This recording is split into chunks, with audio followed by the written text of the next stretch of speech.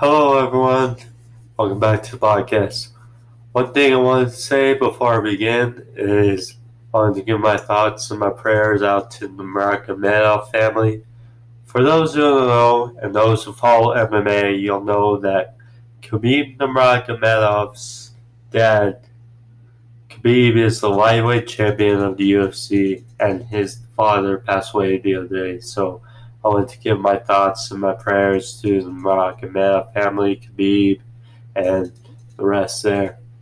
So with that, welcome back to the podcast. I'm Njoku in Love. Thank you for joining me today on July 6th, 2020. It's a pretty good Monday. I have a bunch of news and uh, going around surrounding the sports world. I'll be talking about UFC 251. I'm talking about my surprise teams in the NFL. Some other players in the MLB have decided to again opt out of the season as to resume or start in a couple weeks. But with that, thank you all, and let's begin, shall we? So, first thing I want to talk about was the big news the last few days, UFC 251. It's been busy. So, as we know, a couple of days ago, it was supposed to be Gilbert Burns versus Kamaru Usman set as the UFC 251 main event. Now, the other day, Gilbert Burns tested positive for the virus for COVID-19, so he pulled out, and now Jorge Masvidal has stepped in, the holder of the BMF belt. So basically, due to COVID, now fortunately, we hope that Gilbert Burns is okay and he stays safe, that he remains healthy. But now we get the fight that we wanted, which is Jorge Masvidal versus Kamaru Usman for the undisputed welterweight title. That's the main event. And along with that, we got two other title fights. We got Max Holloway versus Alexander Volkanovski 2, and we also got Peter Yan, versus Jose Aldo for the vacant 135 bantamweight title of the UFC. So first we'll start off with that fight. Peter Yan, highly prospect in the UFC. He's on a 9-fight win streak. Notable wins. He has defeated Uriah Faber, and of course Jose Aldo. He has, of course, won the former UFC featherweight champion. Of course, he last fought against Marlon Moraes, which many people thought he won, but he lost the decision. He was supposed to fight Henry Cejudo in June, but that fell out due to restrictions, and so now he'll be fighting Peter Yan. Question is, will Aldo become a two-weight champion? I don't think so. I think that Peter Yan, he's younger, he's hungrier. I think that Peter Yan has what it takes, and he'll get done for Aldo. Next up, we go to the co-main event. Max Holloway versus Alexander Volkanovski 2. Obviously, it was a close last fight between Holloway and Volkanovski. It was very interesting because they both had exchanges in the fight. Volkanovski was landing with leg kicks, and Max got some exchanges, but ultimately they gave it to Volkanovski. Now, Volkanovski, he has not lost in the UFC.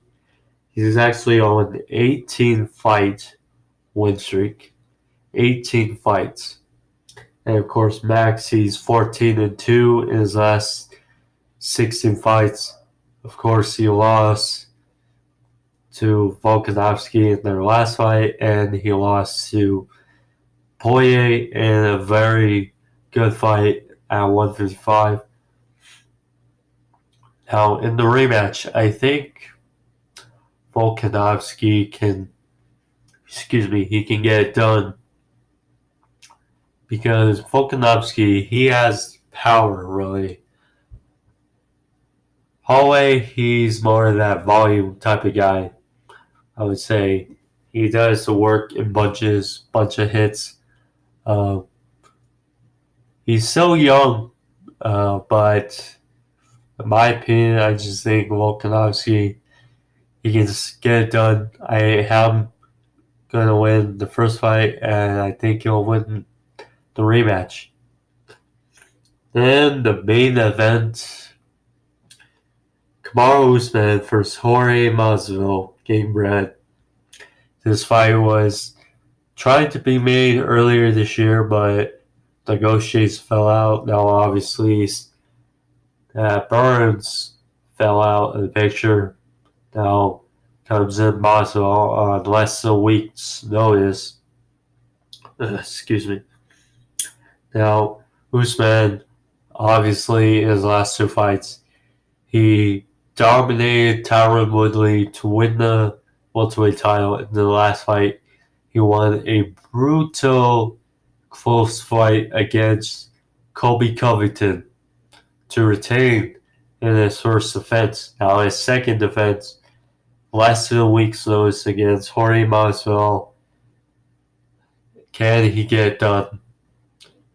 This is interesting because Masvidal looks like the short guy. They both are really in shape. Not really a lot of fat on either of those guys. I'm not sure. Because, of course, Masvidal, he has looked impressive in his last three fights. Of course, he knocked out Darren Till. He knocked out Ben Askren in 5 seconds. Excuse me. And then he beat Nate Diaz in a very good fight in New York in his last fight. Yeah, if I had to pick, I think Jorge Masvidal, Kamaru Usman has really good cardio. He has good takedowns. He has good power. He has good striking. Masvidal, he has good striking. He has good cardio. This is tough. If I had to pick, I think Masvidal gets my vote and gets the win over Usman. Probably in the third round, probably a TKO. I think I'm not really sure, but that's the way I'm going. So that's my news preview of UFC 251 on Saturday. Next up, I want to talk about to transition into football, the NFL. I want to talk about surprise teams of this year. Because the other day I was talking about it with some friends, and I thought about it, and I feel like the Giants, the Raiders, and the Cardinals are my surprise teams in the 2020 NFL season. That's my opinion. Now, if you're a regular on this podcast, you know that I'm high on the Cardinals for 2020. Obviously, I think Kyler Murray's going to take a big jump. Adding DeAndre Hopkins and that offense, along with getting Josh Jones to help on the O-line.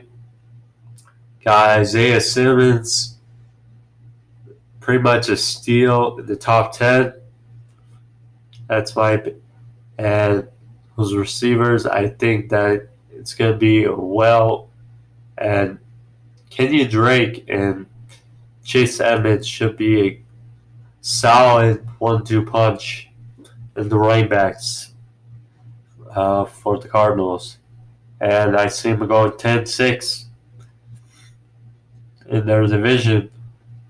Providence won't win the division, but I do think it's possible for a wild card, especially with the new format. So there's that. Now, the Giants and the Raiders, I haven't really talked much of in the podcast, but so I'll start off with the Raiders. The Raiders, Josh Jacobs had a really good rookie season.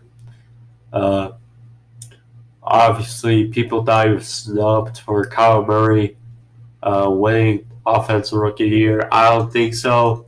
I think the impact Kyle Murray had for the Cardinals, especially where they were, I think it was extra important and Kyle Murray deserved the Offensive Rookie of the Year.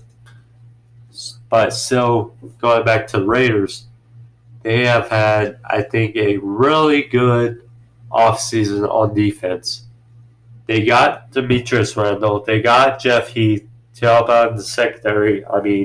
Jonathan Abram, who they drafted last year, looked great in preseason. And the one game he played, I think, he'll come back. Next, you'll have LaMarcus Joyner, who they added last season. You got Trayvon Millen. You got the corner they drafted earlier this year. I forgot his name at the top of my head, but I'll remember. And then, of course, you got Crosby up front on defense. You add Corey Littleton, Malik Collins as well. There's also a report that now they're in the running for Jadeveon Clowney. They're just adding to that defense because they were solid on offense, or all right on offense, but their defense let them down, especially in the home stretch after they were 6-4, and then they just fell in that 6-game stretch to finish the season. And Derek Carr, it's believed that they're not 100% confident in him, but I think he'll have a bounce back year. Plus, of course, they have a bunch of playmakers on offense now. They have Tyrell Williams, who did good for when he was in. They got Hunter Renfrow, who, of course, they drafted last year. He was solid for when he was healthy.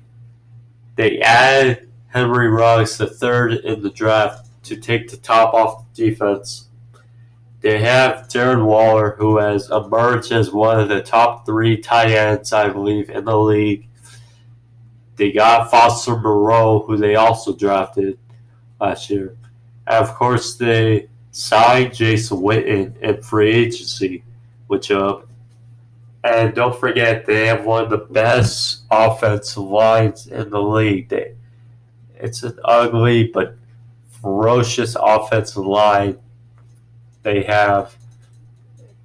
Now in Vegas, I think the prime for a good season. I think 9-7 they can actually do. What they win the division over Chiefs, I don't think so, but they have a chance, and I think 9-7 is definitely possible. And last but not least, as it pertains to my 3 teams, the Giants. Now, the Giants, of course, they were abysmal last season. Of course, they started with Eli. They, of course, drafted Daniel Jones. Eli started the first two games. Then they benched him for Daniel Jones, and then Eli came back for skid, and then Daniel Jones came back to play. Nonetheless, I think Daniel Jones, he played well last season for when he was in. I think that, well, now, since they drafted Andrew Thomas, whether he's on the right side or he lines up on the left side and Nate Solder goes to the right side, doesn't matter. I think should be well. Of course, they got Hernandez and Jalapio in the middle.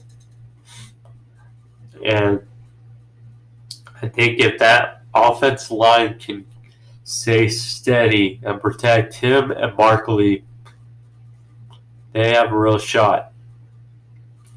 Of course, Saquon Barkley has to be healthy whole season. I think that will be able to happen.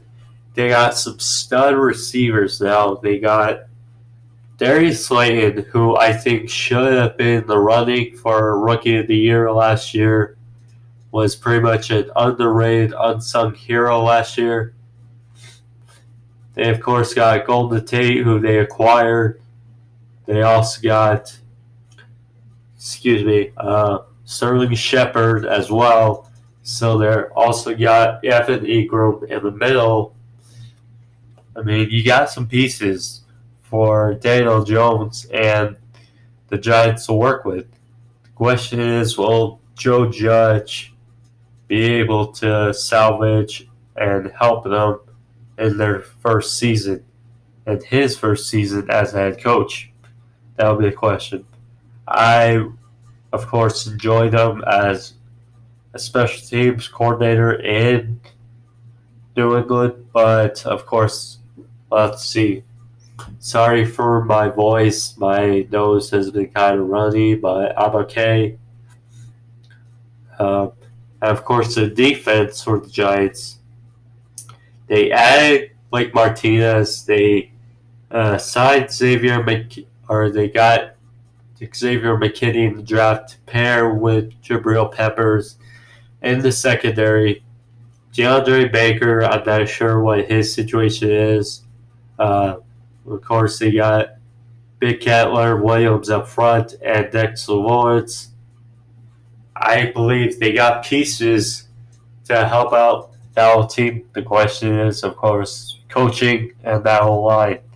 But 9-7 is my prediction for the Giants. I still think the Eagles are the best team in the NFC East, but the Giants can certainly challenge them and the Cowboys in the division. So there's that, and staying with the NFL news, Jordan Love, he signed his rookie deal in Green Bay, rounded to close $12 million a year. Now it's of course interesting for Green Bay, of course, because they trade up to get him, and Rodgers still has 4 years left on his deal, which is the exact amount of Jordan Love's deal. So I'm not sure. You're still not sure when he's going to play. I think the only way for Jordan Love to play this year is if Rodgers gets injured. That's the only way I see. Even if Rodgers stinks up the joint, which is highly unlikely, he will not be benched for Jordan Love. That's my opinion. Chris Jones, of course, star defensive lineman of the Chiefs. He said that he may sit out of the season if he doesn't get a long-term deal, which the deadline is, I think, next week. So if he doesn't get a long-term deal, he probably won't sign the franchise tag. He'll probably sit out this season, which would be a blow for the Chiefs defense. and he's one of the best defensive linemen, probably the best besides Aaron Donald in the league. So there's that. Also, staying with a rookie, DeAndre Swift of the Lions. He signed his rookie deal for a year. Should be interesting. The Lions, of course, now, of course, they got Kerryon Johnson. They got Bo Scarborough, who played well last year for them. Now they signed DeAndre Swift, so that committee should be an interesting dynamic in Detroit. Because Matthew Stafford, he played well when he was healthy last year. And the key to helping him stay healthy is a good running game and a solid O-line, which they have a solid O-line. The problem is the running game. It's been inconsistent. Kerryon Johnson, of course, he was their first 100-yard running back since Reggie Bush back in 2013. But he's been up and down. He has been injury prone a little bit. So we'll see in Detroit, I guess. Also, David Njoku, he requested a trade from the Browns. Now, there are a few teams in the league that could use a tight end, like, say, the Patriots, of course. Maybe the Seahawks, I'm not sure. Texans, I'm not, yeah. The Jaguars, I think, could use a tight end as well as, say, the Chargers. Those are a few teams that rank in my head that could use a tight end. Yes, I said the Chargers, and yes, they have Hunter Henry, but he's on his franchise tag, and he's up and down. Same with Njoku. He's up and down. He's picked up a bunch since coming in the league, so we'll see on that. Also, so going from the NFL, talking about the MLB, a few players, of course, have opted out again of the MLB season. 2 players for the Braves. One, Felix Hernandez. Obviously, if you're a Braves fan, you gotta be a little worried based on 2 men opting out. And now you got Dave Price, I believe, his name, from the Dodgers. Of course, he got traded, and I believe that's his name. He got traded in February from the Red Sox. For Dodger fans that were hoping they would see him this year, they'll have to wait till next season. That's how it goes. That's how.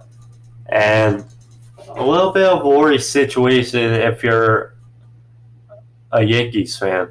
Tanaka, one of their pitchers, or their pitcher, he apparently got hit in spring training with a ball, a long drive. He should be okay. He was taken to the hospital, but still, just gotta be a little careful if you're a Yankees fan. I believe, well, they should be one of the favorites going into the season to win the World Series. So, though, they would actually be my pick to win the World Series this year. That's another prediction.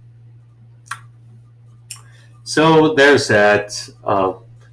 So that pretty much concludes this episode of the podcast. Hope you guys enjoyed it. Trying to get a bunch of news, of course, because we're getting close to getting sports back, but little by little. in a few weeks, we're getting baseball back and basketball back, and in a couple months till football season. And hockey, I'm not sure about hockey, but they should be back soon as well. Uh, of course, got the Saturday pay-per-view for the UFC. So a lot to look up for in sports world right now. But thank you guys for joining me on the podcast. Hope you enjoyed it. Try to come up with more topics. And of course, I'll see you guys back on Thursday for night 2 of AEW Fight Fest review. So with that, if you're new, like and subscribe, and I'll be back. Best wishes, and see you all on Thursday.